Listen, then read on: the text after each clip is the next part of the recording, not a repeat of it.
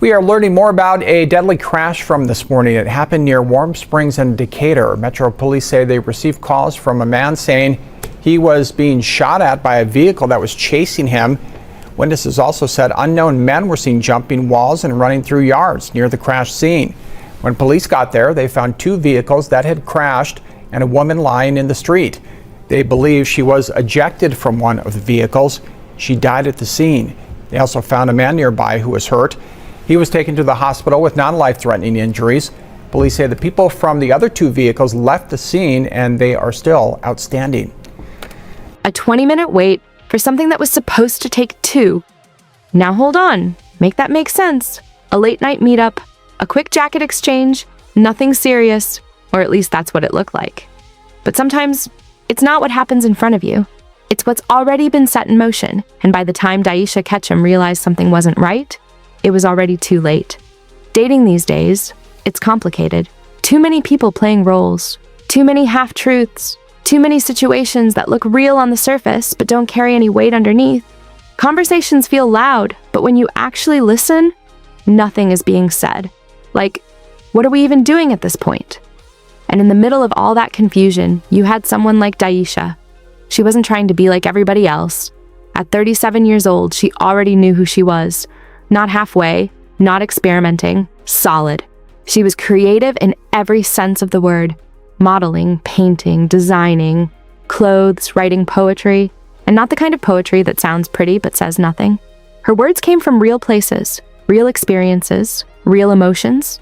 She had just written a book, pouring her thoughts into pages that reflected how she saw love, life, and connection in this generation. And she wasn't stopping there. She was turning those poems into visual pieces, short, cinematic clips that gave her words movement. She was building something. But before all of that, she was a mother, 2 kids. And if you paid attention, you could tell everything she did circled back to them. Her son, Jalen, showed up the most. Not just as her child, but as her person. They joked, laughed, recorded videos together. It didn't feel forced, it felt real. The kind of bond where respect is there, but so is friendship. She was present.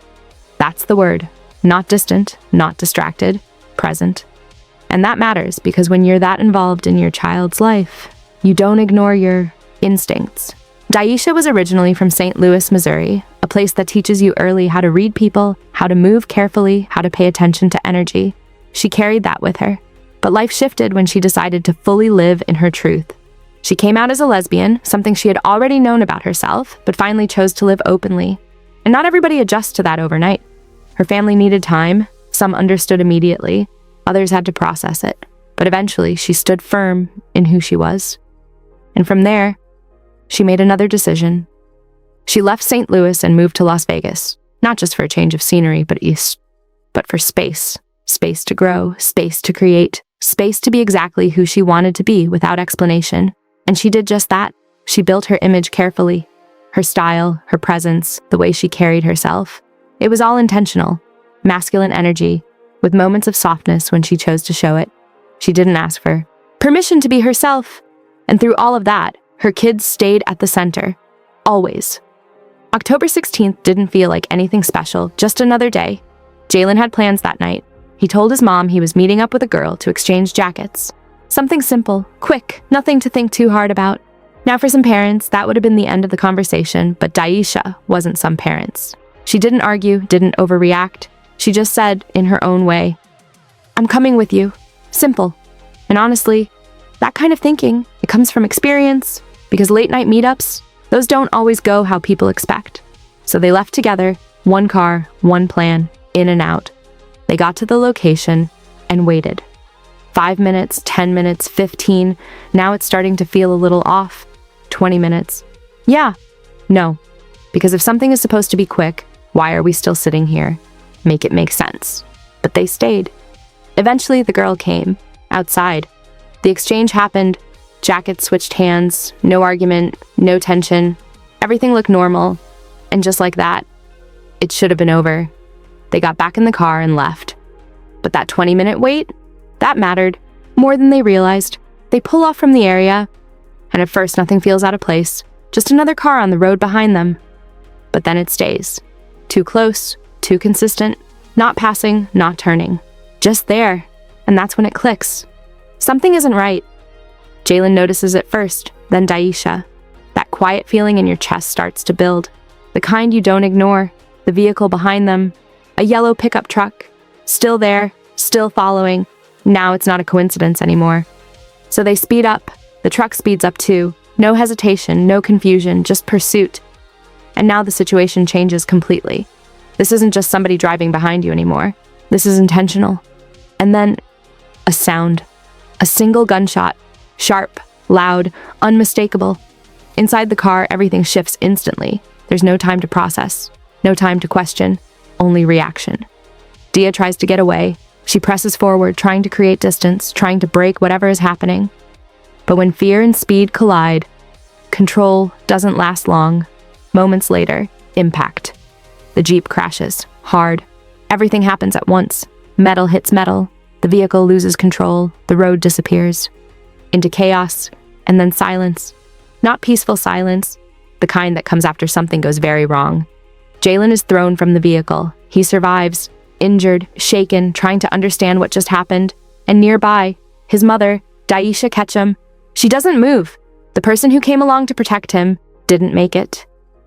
Around 12:11 a.m., that night turns into a full investigation. Before the crash, there was a 911 call.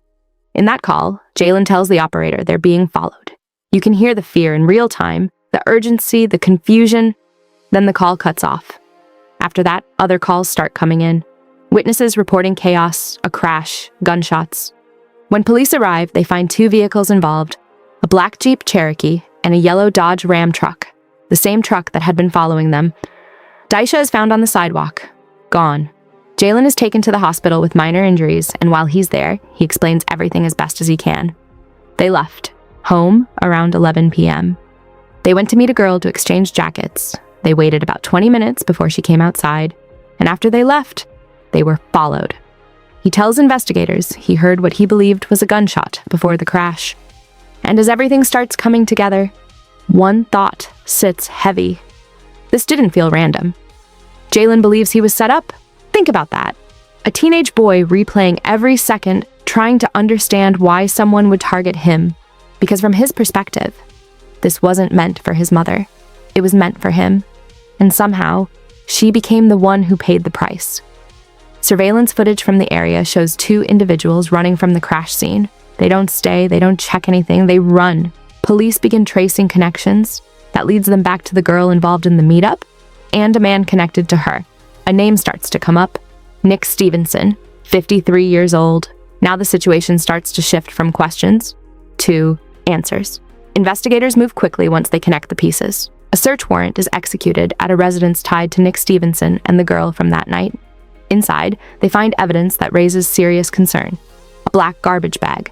Inside that bag, firearms, ammunition, components tied to weapons, items that don't just sit around by accident. Among what's recovered, revolvers, cartridges, and a 9mm round matching the type found at the scene. Now it's no longer just a theory. It's starting to look like preparation.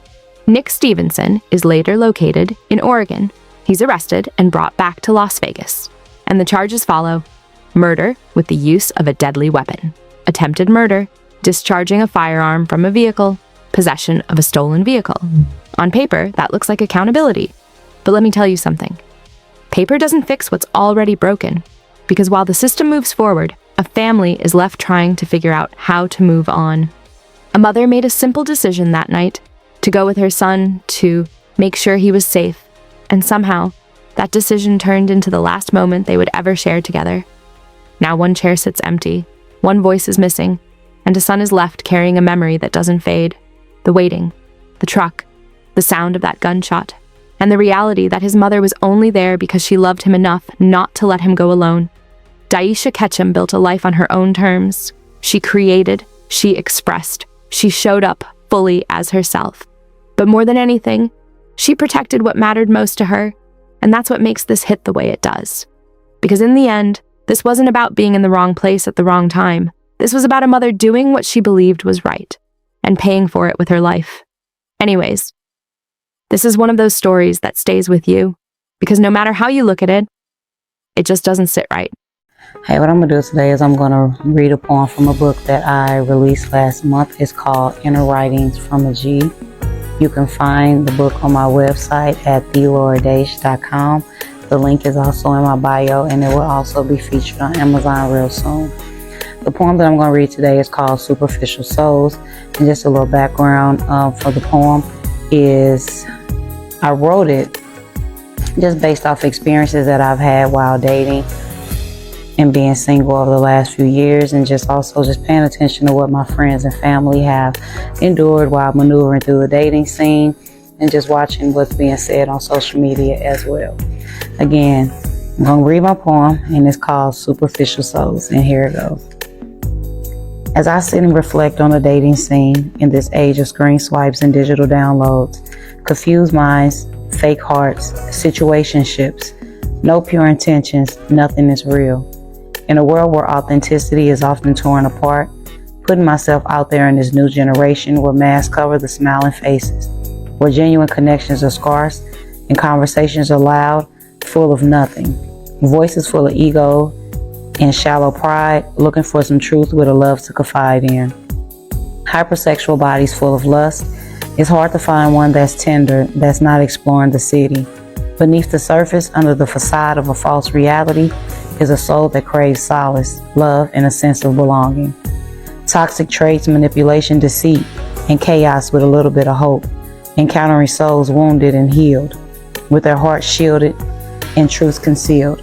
I know what my heart desires, and with time, I will find one who is meant for me. I want something different, something real, not rare. In this age of screen swipes and digital downloads, full of superficial looks and likes. Again, that's my poem, Superficial Souls, and it is in my book, Inner Writings from a G. Again, you can find my book on my website at thelauradaish.com, and the link will be in my bio. Thank you for watching this episode of Gridline Crimes. If you found this story interesting, don't forget to like the video, subscribe to the channel, and turn on notifications so you never miss a new case. Your support helps us continue bringing you real crime stories, detailed investigations, and gripping cases from around the world. Let me know your thoughts about this case in the comments below. And remember, the truth always leaves a trail. See you in the next episode of Gridline Crimes.